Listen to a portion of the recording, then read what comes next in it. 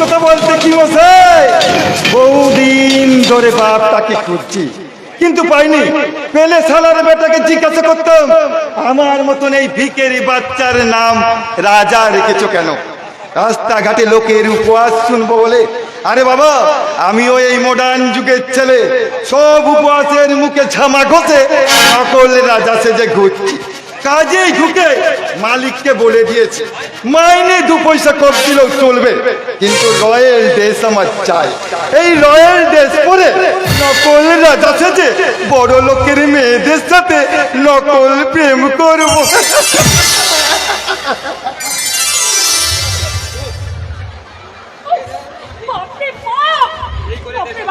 এই করে দেশটা একেবারে উচ্ছন্নে যাবে, উচ্ছন্নে।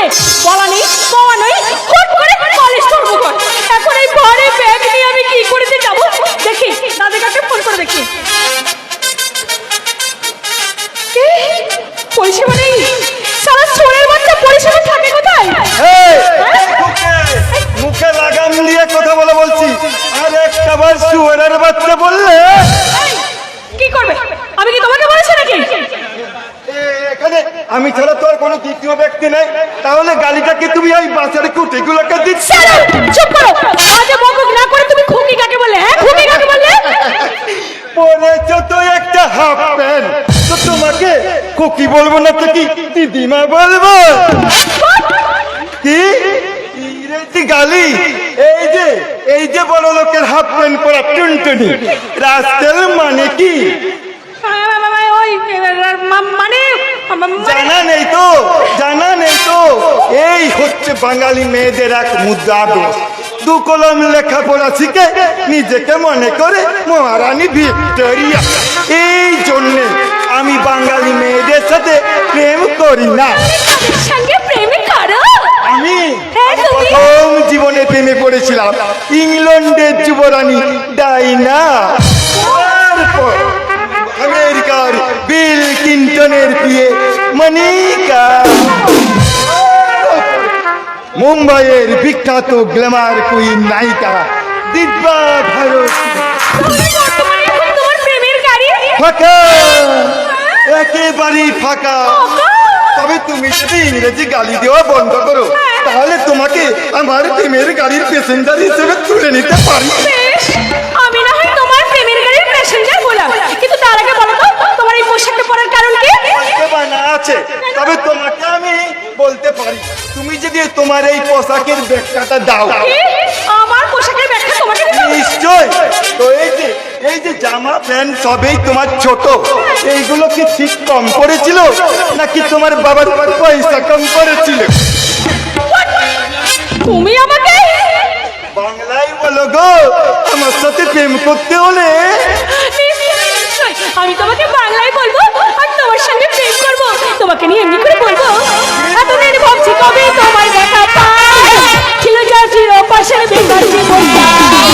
এতদিন ভাবছি কবে তোমার দেখা পাই, ছিল যা চির পাশের বেকার জীবনটা। ছিল না যে গুণা করছুন গুণা যায়, তোমাকে দেখতে নিয়ে হয়েছি hi fi. My love you are my love, তোমার প্রেমে দিয়েছি 100% love, love, love, love, love. 100% love, love, love, love, love. 100% love, love, love, love, love.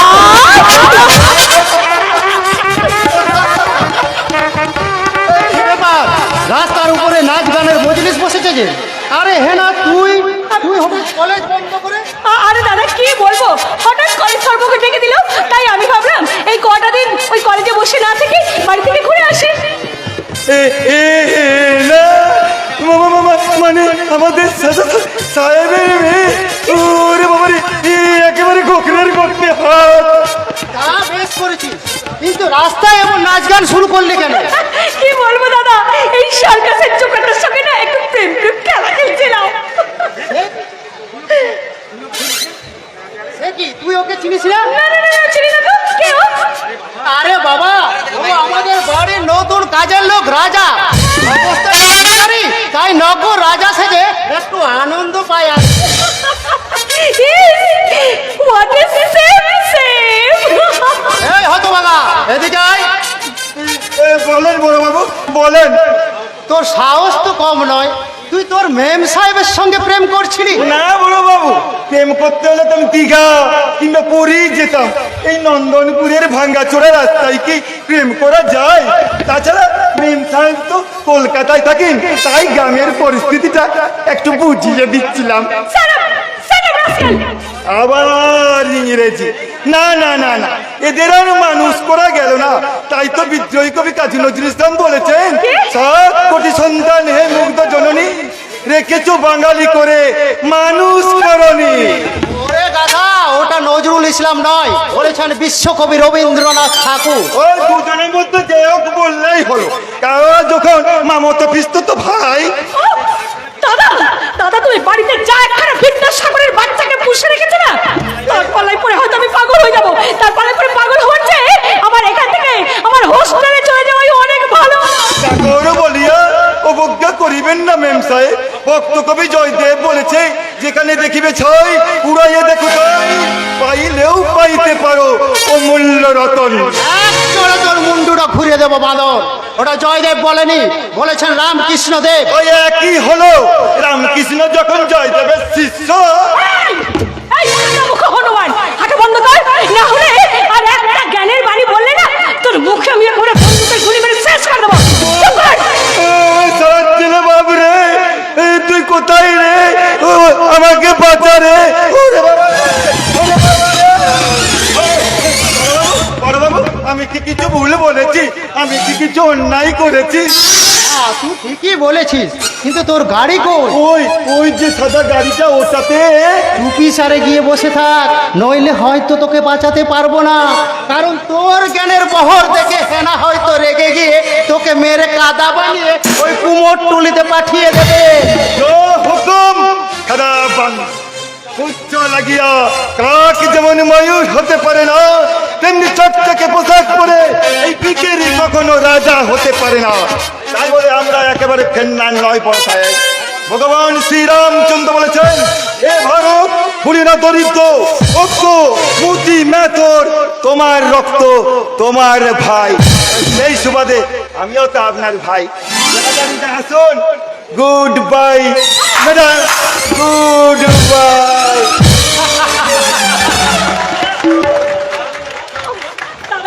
দাদা, এখানে একটা থামস আপ হবে? অফকোর্স, ওই তো সামনে দোকান, কিন্তু হঠাৎ থামস আপ। তোমার এই কচকচ্ছপ নকল রাজার জ্ঞান বাণী শুনে শুনে না আমার একেবারে মাথাটা খারাপ হয়ে গেল। দাদা, আগে একটুখানি থামস আপ খেয়ে শরীরটাকে ঠান্ডা করে নি, তারপর আমি যাবো। তুমি গাড়ি থেকে ওয়েট করো, আমি যাব আর এক্ষুনি আসবো। রাজার মতো এমনি মেঘি হাসি নকর রাজারা এ সমাজে আছে বলে আজও সাধারণ মানুষ একটু হাসার সুযোগ পায়, নইলে সমাজের সব হাসি তো এক শ্রেণীর মানুষ কেড়ে নিয়েছে।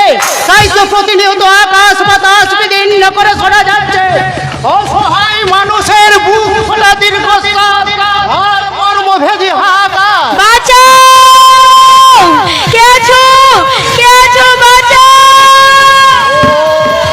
ও কি কোথা থেকে নারীর আর্তনাদ ভেসে আসছে? মনের গহন গহিনী থেকে লুকিয়ে থাকা কথাগুলো আজ বাস্তব হয়ে বলছে। বাঁচাও বাবু, আমাকে বাঁচাও। ওই ওই শয়তানরা আমাকে জোর করে, নইলে ওরা আমাকে। তোমার কোনো ভয় নেই, তুমি তো আমার কাছে আছো। কিন্তু ওরা কারা? ওরা মন্ত্রীর পাড়া করা গুন্ডা, ওরা আমাকে জোর করে তুলে নিয়ে যেতে চাইছে। চাইলেই যে সব কিছু পাওয়া যায় না, সেটাই আমি ওদের বুঝিয়ে দেব। তাদের সে রাজা মন্ত্রী সেনাপতি জয় হোক।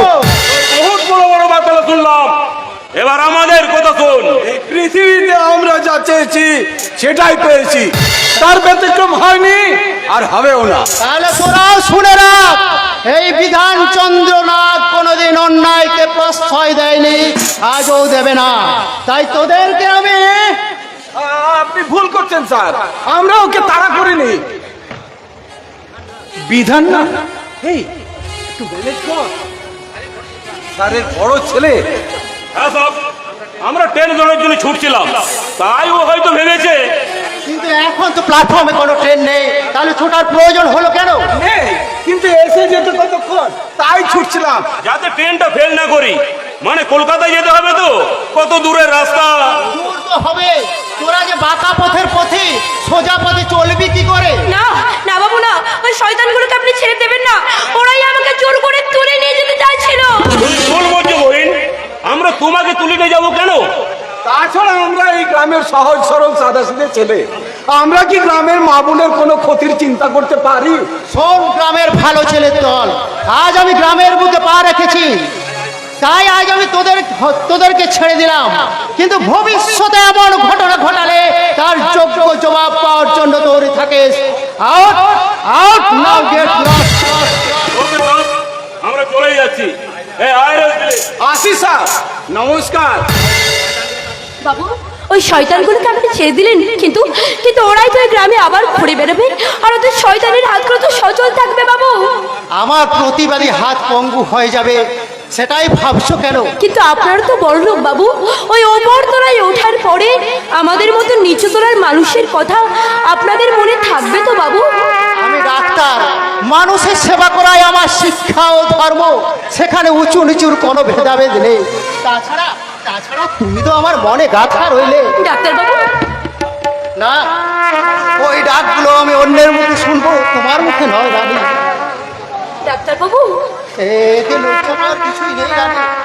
হয়তো আমাদের জীবনে এমনি একদিন আসবে, যেদিন দুর্ভাগ্যের বেড়া ঝেলে বন্দি এই ভিখারিনী রানী হবে আমার মনের সিংহাসনের রানী। না না ডাক্তার বাবু না, রানীর জীবনে সেদিন কখনো আসবে না যাবে। রানী রানী দাদা দাদা দাদা শয়তানদের তাড়া খেয়ে হতভাগীটা কোথায় গেল কে জানে। রক্ষকেই যদি ভক্ষক হয়, মানুষের সুখ শান্তি গ্রাস করে, তাহলে মানুষ বাঁচবে কার ভরসা? দাদা দাদা ওই ভগবানই তো আমাকে ওই শয়তানদের হাত থেকে বাঁচিয়েছে দাদা। বাবু সত্যিই তুই আমার ভগবান আছিস বাবু, আমার বোনের সম্মান রক্ষা করে যে কাম তুই করেছিস, তার তোর এই রতনলাল সারা জীবন তোর গোলাম হয়ে থাকবে বাবু, গোলাম হয়ে থাকবে। ওঠো রতনলাল ওঠো, আমি ভগবান নই, আমি মানুষ, সেই মানুষের মানবিক কর্তব্য পালন করেছি। তুই তোর কর্তব্য পালন করেছিস আর আমাকে আমার কথার খেলাপের হাত থেকে বাঁচিয়েছিস। কথার খেলাপ কার কাছে? আমার বাবুজির কাছে। মরণকালে আমি বাবুজিকে কথা দিয়েছিলাম যে ওকে আমি রানীর মতো মানুষ করব, তাই লেখাপড়া শিখিয়েছি ভদ্র পরিবারে বিয়ে দেওয়ার জন্য। কিন্তু কিন্তু সমূহ মেয়ে, তাই ওকে আমি সঙ্গে নিয়ে এই সাপ খেলাতে দেখাইনি, তাই তো ওকে বলেছিলাম যে ও ভদ্র ঘরের রানী হবে। রতনলাল সমূহ মেয়ে, কিন্তু একলা রাখতে ভয় হয় বলে শয়তানদের হাত থেকে বাঁচাতে ওকে আজ সঙ্গে নিয়ে বেরিয়েছিলাম, কিন্তু ভাবতে পারিনি সারা দেশটাই আজ শয়তান আর জানোয়ারে ছেয়ে গেছে। বেশ, আজ থেকে ওই শয়তানদের হাত থেকে তোমাদের রক্ষা করার দায়িত্ব আমার। আমি গায়ের হাসপাতালে থাকবো, তোমাদের যে কোনো বিপদে আমাকে খবর দেবে, কেমন? আজ চলি রতনদা, আজ চলি। মানুষ নয় রে বোন, মানুষ নয়, সত্যি তুই ভগবানের দেখা পেয়েছিস। কিন্তু দাদা আমাদের মতন গরিব মানুষের কথা ওই ভগবান না মনে রাখবে তো দাদা? রাখবে না, রাখবে না, তার সময় কোথায় যে সে মনে রাখবে? ওই ভগবান ভগবান যে ওই কুচক্রী শয়তান বড় লোকের দালাল হয়ে গেছে। কে তুমি মা? মা না না, আমাকে মা বলে ডাকিস না, মা বলে ডাকিস না, আমি কারো মা হতে পারবো না, আমি মা হবার যোগ্য নই। কেন মা, কেন তুই মা হতে পারবি না? কারণ আমি যে মা নামে রাক্ষসী, তাই তো আমাকে যারা মা বলে ডাকতো তারা সবাই শেষ হয়ে গেছে, আর তোরা যদি আমাকে মা বলে ডাকিস তাহলে তোরাও শেষ হয়ে যাবি। কেন কেন শেষ হয়ে যাবো মা? কারণ আমি যে মানুষ, আমি বিষ কন্যা, তাই আমার বিষাক্ত নিঃশ্বাসে তোদের সব কিছু পুড়ে ছাই হয়ে যাবে। বেশ, আমিও সাপুরের রতন মাল, বিষাক্ত সাপ নিয়ে খেলা করাই আমার কাজ, তাই তোকে আমার মায়ের আসলে বসিয়ে দেখবো তোর নিঃশ্বাসে আমি পুরো ছাই হয়ে যাই। ও কথা বলিস না রে, ও কথা বলিস না, তুই জানিস না আমাকে যদি তোরা আশ্রয় দিস তাহলে শয়তানের কোপে তোরা যে সর্বশান্ত হয়ে যাবি। সর্বশান্ত হব মা, আমাদের তো আর কিছুই নেই, আর যেটুকু আছে তাও যদি যাই তো যাক, তবু তো তোর মতো একটা মমতাময়ী মা তো পাবো, মা তো পাবো। ও কথা বলিস না বাবা, ও কথা বলিস না। এই প্রথমবার আমি আমার মায়ের কোলে মাথা রেখে শোবো, তারপরে তুমি আমার মাথায় হাত বুলিয়ে তুমি আমাকে ঘুম পাড়িয়ে গান গেয়ে ঘুম পাড়িয়ে দেবে, আর তুমি আমাকে বলবে, আমি চন্দ্র যে তোর, মোর সূর্য যে